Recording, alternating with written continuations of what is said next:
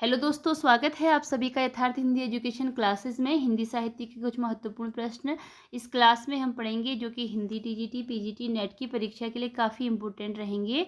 तो चलिए स्टार्ट करते हैं अपनी क्लास को और फटाफट इसमें हम 50 प्रश्नों का ये प्रैक्टिस सेट करेंगे। तो इससे आप अपनी तैयारी को चेक कर सकते हैं कि आपकी तैयारी कितनी बेहतर हो चुकी है। चलिए स्टार्ट करते हैं। पहला प्रश्न है, निम्नलिखित में से किसका संबंध हिरानंद वात्स्यायन अज्ञेय से है। तो हिरानंद वात्स्यायन, सच्चिदानंद हिरानंद वात्स्यायन अज्ञेय से संबंधित यहाँ पर जो रचनाएं हैं इनमें बतानी है कौन सी रचनाएं उनकी हैं। चलिए देखते हैं इसका right answer. Right answer option D है, जिसके अंतर्गत पहली, तीसरी और चौथी रचना आती है।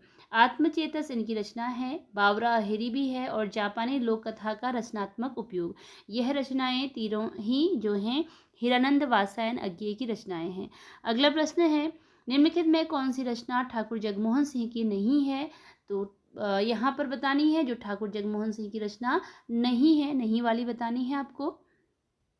इसका राइट आंसर प्रेम प्रलाप है, जबकि प्रेम संपत्ति लता, श्यामलता और श्यामा सरोजनी ये रचनाएं इनकी हैं। इसमें एक प्रेमलता भी है इनकी रचना, प्रेमलता, प्रेम संपत्ति लता, श्यामा सरोजनी, श्यामलता। तो ये रचनाएं हैं ठाकुर जगमोहन सिंह की। और जो नहीं है वह प्रेम प्रलाप है, क्योंकि आपसे नहीं वाली पूछी है तो इसलिए इसका राइट आंसर ऑप्शन डी है, नहीं में। अगला प्रश्न है, बज्ञान बसंत बसेरो कियो बसिए ते ही त्यागी तपाइए ना, दिन काम कुतूहल के जो बने, तीन बीच वियोग बुलाइए ना। उपयुक्त काव्य पंक्तियों के रचनाकार हैं। ये जो काव्य पंक्तियां हैं इनके रचनाकार आपको बताने हैं। राइट आंसर है इसके लिए ऑप्शन सी, ठाकुर जगमोहन सिंह की यह काव्य पंक्तियां हैं। अगला प्रश्न है, आज रात इससे परदेसी चल कीजिए विश्राम, यहीं जो कुछ वस्तु कुटी में मेरे करो ग्रहण संकोच नहीं। उपयुक्त काव्य पंक्तियों के रचनाकार कौन है। इसका राइट आंसर है ऑप्शन बी, श्रीधर पाठक। श्रीधर पाठक की यह काव्य पंक्तियां हैं। अगला प्रश्न है, निम्नलिखित काव्य पंक्तियों को उनके रचनाकारों के साथ सुमेलित कीजिए। यहाँ पर कुछ काव्य पंक्तियां जो ये थोड़ा धुंधला हो गया है इसमें, तो चलिए देख लेते हैं इसे।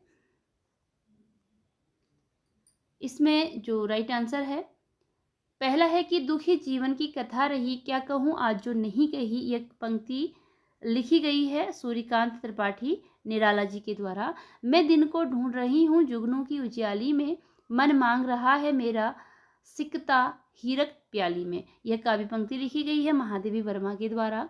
रोज सवेरे मैं थोड़ा सा अतीत में जी लेता हूँ, क्योंकि रोज शाम को मैं थोड़ा सा भविष्य में मर जाता हूँ। यह काव्य पंक्ति है हिरानंद वात्स्यायन अज्ञेय की। और अंतिम पंक्ति है, बिखरी अलकें ज्यों तर्क जाल पर जाल, वह विश्व मुकुट सा उज्ज्वलतम, शशिखंड सदृश्य था स्पष्ट भाल। ये पंक्ति है जयशंकर प्रसाद की। अगला प्रश्न है, प्रकाशन काल की दृष्टि से हरिवंश राय बच्चन की रचनाओं का सही अनुक्रम बताइए। ये रचनाएं हैं, सभी रचनाएं हरिवंश राय बच्चन जी की हैं और प्रकाशन काल के आधार पर इनका सही अनुक्रम बताना है। अब देखिए इसका राइट आंसर है ऑप्शन डी, जिसमें पहली रचना आती है इनका निशा निमंत्रण और 1938 इसका वर्ष है। फिर है मिलन यामिनी जिसका वर्ष है 1950 का। और फिर प्रणय पत्रिका है जिसका वर्ष है 1955 का, प्रणय पत्रिका का। और उसके बाद जो रचना आती है इनकी वह है जाल समेटा। इसकी जो रचना है इसका वर्ष है 1975 का, ठीक है, 1973 का इसका वर्ष है। तो निशा निमंत्रण 1938, मिलन यामिनी 1950, प्रणय पत्रिका 1955 और जाल समेटा 1973। इस प्रकार ये इनकी रचनाओं का सही अनुक्रम है। आचार्य रामचंद्र शुक्ल ने के इन कथनों का संबंध कवियों से सुमेलित कीजिए। नीचे दिए गए कूट का प्रयोग करते हुए सही उत्तर का चयन कीजिए। तो जो कथन हैं ये हैं आचार्य रामचंद्र शुक्ल जी के, और किस कवि के बारे में इन्होंने कहे हैं यहाँ पर यह आपको बताना है। पहला है, अज्ञात प्रिय की ओर इशारा करने के अतिरिक्त इन्होंने जगत में अनेक प्रस्तुत रूपों और व्यापारों को भी अपनी सरल भावनाओं के रंग में देखा है। शुक्ल जी ने यह कहा है, किसके बारे में कहा है यह बताना है। इसका राइट आंसर है ऑप्शन सूर्यकांत त्रिपाठी निराला। पांचवा ऑप्शन इसका राइट आंसर है। तो शुक्ल जी ने यह सूर्यकांत त्रिपाठी निराला के संबंध में कहा है। फिर आता है, इस वेदना को लेकर इन्होंने हृदय की ऐसी अनुभूतियां सामने रखी हैं जो लोकोत्तर हैं। यह पंक्ति कही है शुक्ल जी ने महादेवी वर्मा के बारे में। महादेवी वर्मा के बारे में इन्होंने ये पंक्ति कही है। कवि की रहस्य दृष्टि प्रकृति की आत्म जगत के रूपों और व्यापारों में व्यक्त होने वाली आत्मा की ओर जाती है। यह पंक्ति इनके द्वारा कही गई है सुमित्रानंदन पंत के लिए। और जो अंतिम है वह है कि इनकी रहस्यवादी रचनाओं को देखकर चाहे तो यह कहें कि इनकी मधुवर्षा के मानस प्रसार के लिए रहस्यवाद का पर्दा मिल गया है। तो यह पंक्ति कही गई है जयशंकर प्रसाद जी के लिए। और शुक्ल जी की ये पंक्तियां हैं जो इन्होंने अलग अलग कवियों के बारे में कही हैं। अगला प्रश्न है, सुमित्रानंदन पंत की निम्नलिखित कृतियों में से किस पर अरविंद दर्शन का प्रभाव पड़ा है। तो देखिए, एक वीडियो मैंने पहले डाली थी जिसमें 4 छायावाद की जो प्रमुख कवि हैं इनकी रचनाओं के और इनके प्रकाशन वर्ष दिए गए थे। तब वहाँ पर हमने सुमित्रानंदन पंत के रचनाओं के बारे में पढ़ा था, कौन सी प्रगतिवाद में आती हैं, कौन छायावाद में, कौन नवमानवतावाद में और कौन अरविंद दर्शन से प्रभावित रचनाएं हैं। तो उसी से संबंधित एक क्वेश्चन फिर यहाँ पर आ गया है। तो देखिए, इसका आंसर देख लेते हैं। इसके लिए राइट आंसर है ऑप्शन बी, जो दूसरा और तीसरा। दूसरा सौवर्ण और तीसरा जो है रजत शिखर। यह इनकी अरविंद दर्शन से प्रभावित रचनाएं हैं। और इनकी जो रचना ग्राम्या है यह प्रगतिवाद से संबंधित रचना है, जबकि जो गुंजन है ये छायावादी रचना है इनकी, ठीक है। और जो सौवर्ण और रजत शिखर है ये 2 रचनाएं आती हैं अरविंद दर्शन से प्रभावित रचनाओं में। अगला प्रश्न है, प्रकाशन वर्ष के अनुसार निम्नलिखित रचनाओं का सही अनुक्रम है। प्रकाशन वर्ष के आधार पर फिर इन रचनाओं का सही अनुक्रम बताना है। और ये रचनाएं हैं हरिवंश राय बच्चन की रचनाएं भी हैं। और उसके अतिरिक्त इसमें जो एकांत संगीत ये रचना मिल रही है यह है श्रीधर पाठक की। अच्छा नहीं, श्रीधर पाठक की नहीं, ये सारी रचनाएं हैं हरिवंश राय बच्चन की। सारी रचनाएं हरिवंश राय बच्चन की ही हैं। तो देखिए, प्रकाशन वर्ष के आधार पर देखते हैं इसमें कौन सा सही है। इसका राइट आंसर ऑप्शन डी है, जिसमें पहले मधुशाला आती है, फिर एकांत संगीत, उसके बाद सतरंगिनी और फिर जो रचना है वह है मिलन यामिनी। मधुशाला रचना है इनकी 1935 की रचना है मधुशाला। और एकांत संगीत जो रचना है यह है 1939 की। उसके बाद आती है सतरंगिनी जो कि 1945 की रचना है। सतरंगिनी 1945 की रचना है। और अंतिम रचना है मिलन यामिनी जिसका वर्ष है 1950। ये रचना है 1950 की, ठीक है। तो मधुशाला 1935, एकांत संगीत 1939, सतरंगिनी 1945 और मिलन यामिनी है 1950 की रचना। अगला प्रश्न है, प्रकाशन वर्ष के अनुसार जयशंकर प्रसाद की रचनाओं का सही अनुक्रम बताइए। यहाँ पर जयशंकर प्रसाद की रचनाएं हैं, इनका सही अनुक्रम बताना है। देखिए, इसके लिए राइट आंसर ऑप्शन बी है, जिसमें पहले प्रेम पथिक आती है, फिर आंसू है और उसके बाद लहर और उसके बाद कामायनी। प्रेम पथिक का जो वर्ष है यह है 1913। आंसू रचना है इनकी, इसका वर्ष है 1925। और लहर है 1933 की रचना। और जो कामायनी है यह है 1935 की रचना। इस प्रकार जो इसका अनुक्रम है ऑप्शन बी वाला सही है।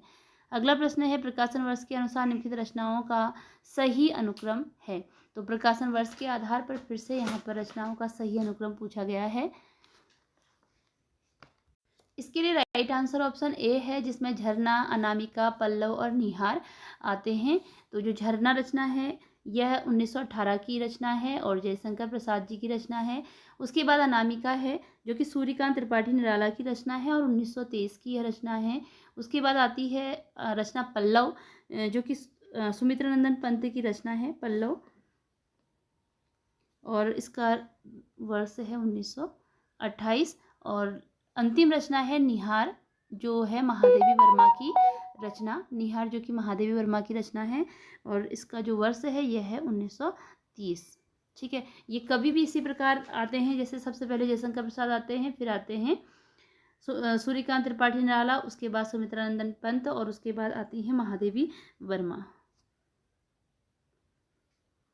इनका अगर कभी कभी रचनाकारों का क्रम भी आ जाता है, जैसे आपके पास अगर जयशंकर प्रसाद, निराला, पंत और महादेवी वर्मा का क्रम आएगा तो इस प्रकार होगा कि प्रसाद, निराला, पंत और महादेवी वर्मा, जो कि छायावाद के 4 स्तंभ के रूप में भी जाने जाते हैं। अगला प्रश्न है, हिंदी में ऋतु संहार के रचयिता हैं। हिंदी में ऋतु संहार के रचयिता कौन है? इसके लिए राइट आंसर है ऑप्शन सी, ऋतु संहार के रचयिता हैं हिंदी में श्रीधर पाठक। ऑप्शन सी इसके लिए राइट आंसर है। तो श्रीधर पाठक ने कालिदास का जो रचना ग्रंथ है ऋतु संहार, संस्कृत में है, जो उसका हिंदी में अनुवाद किया था श्रीधर पाठक ने, इसलिए जो हिंदी में ऋतु संहार रचना है वो श्रीधर पाठक की है। इन्होंने बहुत सारी रचनाओं का हिंदी में अनुवाद किया था, अलग अलग रचनाएं थी। जैसे एक इन्होंने एकांतवासी योगी नाम से एक रचना लिखी थी गोल्ड स्मिथ की, जो कि हरमिट था जिसका नाम। गोल्ड स्मिथ की रचना हरमिट थी, इन्होंने एकांतवासी योगी नाम से उसका हिंदी में अनुवाद किया था। और एक गोल्ड स्मिथ की रचना थी डिजर्टेड विलेज, जिसका इन्होंने उजड़ ग्राम नाम से हिंदी में अनुवाद किया था। और एक ट्रैवलर आती है उन्हीं की रचना, जिसका इन्होंने शांत पथिक नाम से अनुवाद किया था। तो श्रीधर पाठक की रचनाएं भी काफ़ी इंपॉर्टेंट हैं एग्जाम की दृष्टि से। अगला प्रश्न है, निम्नलिखित रचनाकारों को उनकी रचनाओं के साथ सुमेलित कीजिए। जो यहाँ रचनाकार हैं इनको इनकी रचनाओं के साथ सुमेलित करना है। तो देखते हैं इसका राइट आंसर क्या है। तो ए है रामधारी सिंह दिनकर, इनकी जो रचना है वह है रामधारी सिंह दिनकर की रचना दिल्ली। राम कुमार वर्मा, इनकी रचना का नाम है एकलव्य। रामनरेश त्रिपाठी, इनकी रचना है पथिक। और केदारनाथ सिंह, इनकी जो रचना है इसका नाम है जमीन पक रही है। ठीक है, ये रचनाएं इनकी है। और बात बोलेगी, ये रचना है शमशेर बहादुर सिंह की। अगला प्रश्न है, निम्नलिखित कविताओं को उनके रचयिताओं के साथ सुमेलित कीजिए। ये कविताओं को उनकी रचयिताओं के साथ सुमेलित करना है इसमें। तो राइट आंसर देख लेते हैं इसका। पहला है नदी की बाग पर छाया, ये रचना है हिरानंद वात्स्यायन की है। आज नदी बिल्कुल उदास थी, यह रचना है केदारनाथ अग्रवाल की। ठंडा लोहा काफ़ी प्रसिद्ध रचना है धर्मवीर भारती की। और कुआनो नदी, यह रचना है सर्वेश्वर दयाल सक्सेना की। अगला प्रश्न देखते हैं। अगला प्रश्न है, निम्नलिखित में से कौन सी प्रगतिवादी मूल्य नहीं है? प्रगतिवादी मूल्य कौन सा इसमें नहीं है? जो प्रगतिवाद की विशेषता भी आप उसे कह सकते हैं कि उनकी रचनाओं में किस चीज़ को नहीं लिया गया था।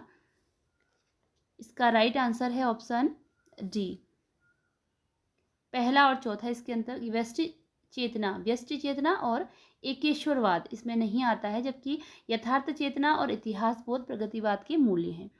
अगला है, निम्नलिखित में कौन से युग्म सही हैं? इनमें से कौन सा जोड़ा है जो कि सही है? यहाँ पर जैसे रचना है और उसकी विधा बताई गई है कि कौन सी विधा की रचना है, तो इनमें से कौन से युग्म सही है, सही वाला बताना है आपको। इसके लिए राइट आंसर ऑप्शन ए है, जिसके अंतर्गत पहला, दूसरा और तीसरा आते हैं। विष्णुप्रिया खंड काव्य है, सिद्धराज यह भी खंड काव्य है, और साकेत महाकाव्य है।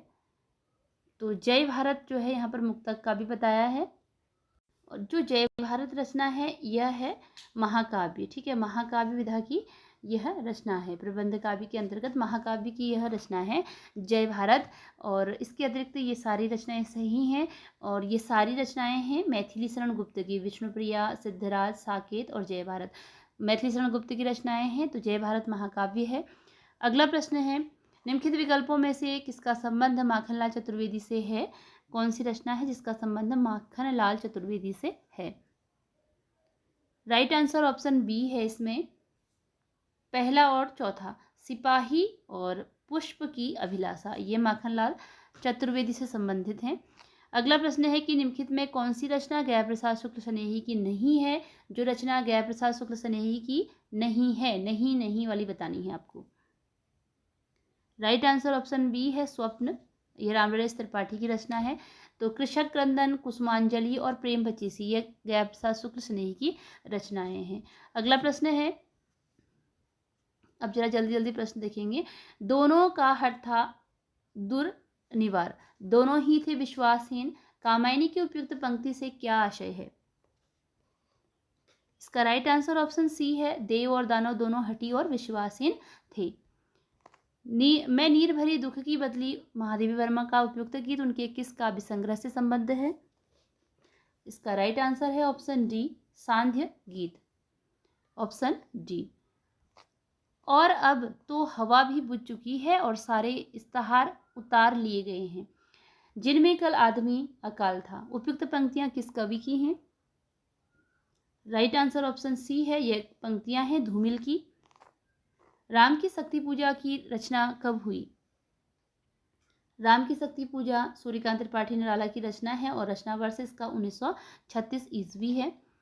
निम्नलिखित काव्य पंक्तियों को उनके रचनाकारों के साथ सुमेलित कीजिए। यहाँ पर काव्य पंक्तियां हैं जिनको उनके रचनाकारों के साथ सुमेलित करना है। देखते हैं इसका राइट आंसर। राइट आंसर है, पहली काव्य पंक्ति है, मैं बकता नहीं हूँ कविताएं, इजाद करता हूँ गाली। यह काव्य पंक्ति है श्रीकांत वर्मा की। इस वक्त जबकि कान नहीं सुनते हैं कविताएं, कविता पेट से सुनी जाती है। यह काव्य पंक्ति है धूमिल की। आज फिर शुरू हुआ जीवन, आज मैंने एक छोटी सी सरल सी कविता पढ़ी। यह पंक्ति है रघुवीर सहाय की। मैं नया कवि हूँ, इसी से जानता हूँ, सत्य की चोट बहुत गहरी होती है। यह पंक्ति है सर्वेश्वर दयाल सक्सेना की। अगला प्रश्न है, निम्नलिखित काव्य रचनाओं को उनके प्रकाशन काल के साथ सुमेलित कीजिए। प्रकाशन काल के साथ इनको सुमेलित करना है। तो देखते हैं, जूही की कली, जो जूही की कली है निराला जी की रचना, प्रकाशन वर्ष 1916 है। भारत भारती, इसका वर्ष है 1912। प्रिय प्रवास, इसका है 1914 और प्रथम रश्मि, इसका है 1919। अगला प्रश्न है, जन्मना कवि, प्रकृतिया घुमक्कड़ और विचारतः मूलतः मार्क्सवादी। कविता के लिए कोई भी विषय हो सकता है। घुमक्कड़ ऐसे कि कभी यहाँ कभी वहीं, मूलतः मार्क्सवादी किंतु वे उनके बाहर भी झांक लेते हैं। बच्चन सिंह का उपयुक्त कथन किस कवि के विषय में है? यह कथन है बच्चन सिंह का और किस कवि के विषय में है? नागार्जुन के विषय में है, जो कि मार्क्सवादी कवि थे। अगला प्रश्न है, बैठे हुए सुखद आतप में मृग रोमंथन करते हैं, वन के जीवन विवर से बाहर हो विश्रब्द विचरते हैं। उपयुक्त पंक्तियों में किसका वर्णन है? यहाँ पर इन पंक्तियों में किसका वर्णन किया गया है? राइट आंसर है ऑप्शन सी, रश्मि रथी में परशुराम आश्रम का, option C.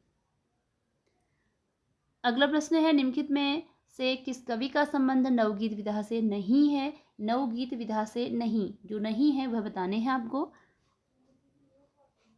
Right answer option B है, गिरधर राठी का संबंध नहीं है। इसके अतिरिक्त कुमार रविंद्र, वीरेंद्र मिश्र और माहेश्वर तिवारी ये नवगीत विधा से संबंधित कवि हैं। तुम कनक किरण के अंतराल में लुक छिप कर चलते हो क्यों? हे लाज भरे सौंदर्य बता दो, मौन बने रहते हो क्यों? उपयुक्त गीत पंक्तियां जयशंकर प्रसाद की किस रचना से संबंधित हैं? प्रसाद की किस रचना से संबंधित हैं? ऑप्शन ए, चंद्रगुप्त मौर्य से। अगला प्रश्न है, निम्नलिखित कृतियों को उनके प्रकाशन वर्ष के आधार पर सुमेलित कीजिए। राइट आंसर है इसके लिए लोकायतन है 1964 की, आंसू 1925, भारत भारती 1912 और जो चित्ररेखा है ये 1935 की। द्विवेदी युगीन कविता की विशेषताएं हैं। द्विवेदी युगीन कविता की विशेषताएं कौन कौन सी हैं इनमें से? ऑप्शन डी इसके लिए राइट आंसर है, दूसरा और चौथा। इतिवृत्तात्मकता और प्रबंधात्मकता। इतिवृत्तात्मकता यह तो इस युग की मुख्य विशेषता मानी जाती है। अगला प्रश्न है, महादेवी की साहित्य में कहीं निष्क्रिय दया नहीं, वरन रचनात्मक करुणा का भी भाव वर्तमान है। उपयुक्त पंक्तियां किस आलोचक की हैं? ऑप्शन बी, रामस्वरूप चतुर्वेदी की यह पंक्तियां हैं महादेवी वर्मा के विषय में। यदि श्रद्धा और मनु अर्थात मनन के सहयोग से मानवता का विकास रूपक है, तो भी बड़ा ही भावमय और श्लाघ्य है। कामायनी के संदर्भ में उपरोक्त कथन किसका है? इसका राइट आंसर ऑप्शन डी है, जयशंकर प्रसाद का यह कथन है। निम्नलिखित में से दिनकर काव्य की विशेषताएं कौन सी हैं? इसका राइट आंसर ऑप्शन बी है,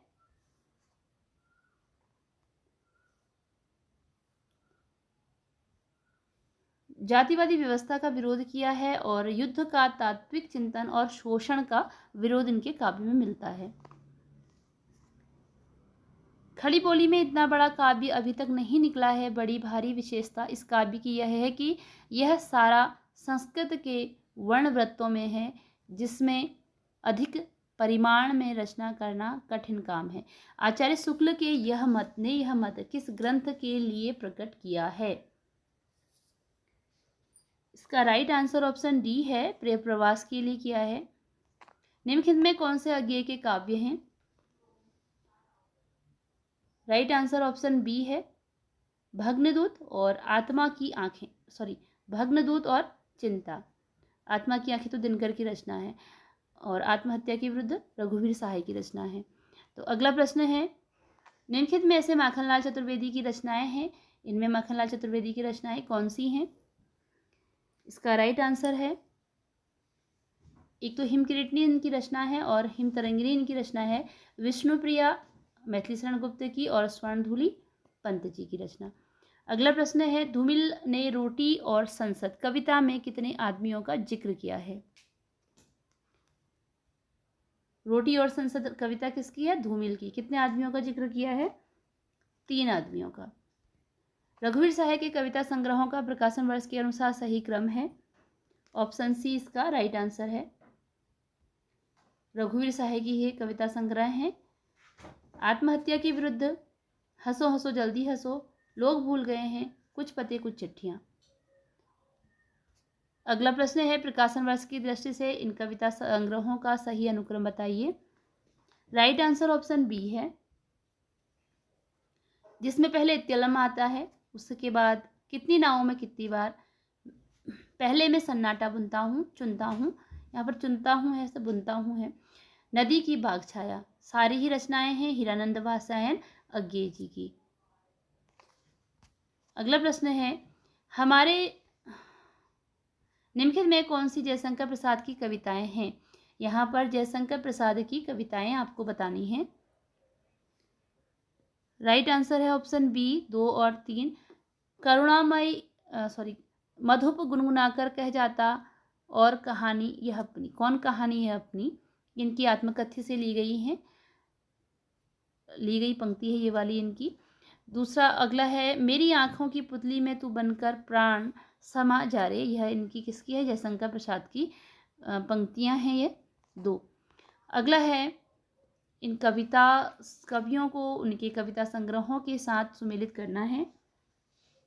और राइट आंसर देखते हैं, रघुवीर सहाय इनकी जो कविता है आत्महत्या के विरुद्ध है, केदारनाथ सिंह की है जमीन पक रही है, कुंवर नारायण की रचना है आत्मजयी, और सर्वेश्वर दयाल सक्सेना की रचना है काठ की घंटियां। अगला प्रश्न है, हमारे समाज में मानवीय गुणों की पहचान बढ़ने वाली है, कुल और जाति का अहंकार विदा हो रहा है, आगे मनुष्य केवल उसी पद का अधिकारी होगा जो उसके अपने सामर्थ्य से सूचित होता है, उस पद का नहीं जो उसके माता पिता या वंश की देन है। उपरोक्त कथन किस रचना की भूमिका से उद्धृत है? ऑप्शन सी इसके लिए राइट आंसर है, रश्मिरथी। दिनकर की रचना रश्मिरथी की भूमिका में यह कथन है। प्रकाशन वर्ष की दृष्टि से कविता संग्रहों का सही अनुक्रम है, तो ऑप्शन बी इसमें राइट आंसर है इसके लिए। परिमल, लहर, ग्राम्या और दीपशिखा। निम्नलिखित में कौन सी आधुनिक काल की रचनाएं हैं? आधुनिक काल की रचनाएं बतानी है। तो पहला उद्धव शतक और जो तीसरा भ्रमरदूत है ये आधुनिक काल की रचनाएं हैं। अगला प्रश्न है, भवानी प्रसाद मिश्र की कविता सतपुड़ा के जंगल में गोंड जाति निम्नलिखित में से किसको पालकर बैठी है? इसका राइट आंसर ऑप्शन ए है, मुर्गे और तीतर। निम्नलिखित में कौन सी रचनाएं छायावाद की नहीं हैं? नहीं वाली रचनाएं बतानी है जो उनकी नहीं है, छायावाद से संबंधित नहीं है। एक तो पथिक नहीं है और दूसरा मिलन। ये रामनरेश त्रिपाठी की रचनाएं हैं। अगला है, निम्नलिखित काव्य कृतियों में से कौन सी रचनाएं सन 1936 में प्रकाशित हुई थी? तो 1936 में प्रकाशित रचनाएं बतानी हैं आपको। कामायनी और राम की शक्ति पूजा, इनका प्रकाशन वर्ष है 1936। ठीक है, 1936 की रचनाएं हैं कामायनी और राम की शक्ति पूजा। अगला प्रश्न है, ब्रजभाषा गद्य में लिखी हुई टीकाओं की सूची में कौन सी असंगत है? Option D. इसके अतिरिक्त बिहारी सत्सई की टीका भगवान दीन, कवि प्रिया की टीका हरिचरण दास और रामचंद्रिका की टीका जानकी प्रसाद ने लिखा था और ब्रजभाषा गद्य में लिखी हुई। अगला है, गीत फरोज कविता में भवानी प्रसाद मिश्र कहना चाहते हैं कि, इसका राइट आंसर ऑप्शन बी है, पहला और दूसरा। व्यावसायिकता के कारण आज का कवि अपने गीत बेचने के लिए मजबूर है और आज का कवि ग्राहक की मर्जी के अनुसार गीत लिखने के लिए अभिशप्त है। और अंतिम प्रश्न है इस वीडियो का, सूची 1 और 2 का मिलान करना है। यहाँ पर कुछ पंक्तियां दी गई हैं और कवि दिए हैं। मिलन के पल केवल 2-4 विरह के कल्प अपार, यह पंक्ति है परिवर्तन रचना से। तुम भूल गए पुरुषत्व मोह में कुछ सत्ता है नारी की, यह पंक्ति लिखी गई है कामायनी में। सिंधु की निहसीमता पर लघु लहर का लाश कैसा, दीप लघु सिर पर धरे आलोक का आकाश कैसा, यह पंक्ति है सांध्य गीत से। उपल वृष्टि हुई तम छा गया, पट गई मही कंकर पात से, यह पंक्ति है प्रिय प्रवास रचना से। तो इसी के साथ आज की ये वीडियो यहीं पर एंड होती है। मिलते हैं अगली वीडियो में कुछ नए प्रश्नों के साथ। तो चैनल पर अगर नए हो चैनल को सब्सक्राइब जरूर कीजिएगा, क्योंकि डेली इस चैनल पर आपको नई वीडियोज मिलती है और इससे आप अपनी तैयारी को चेक कर सकते हैं। धन्यवाद।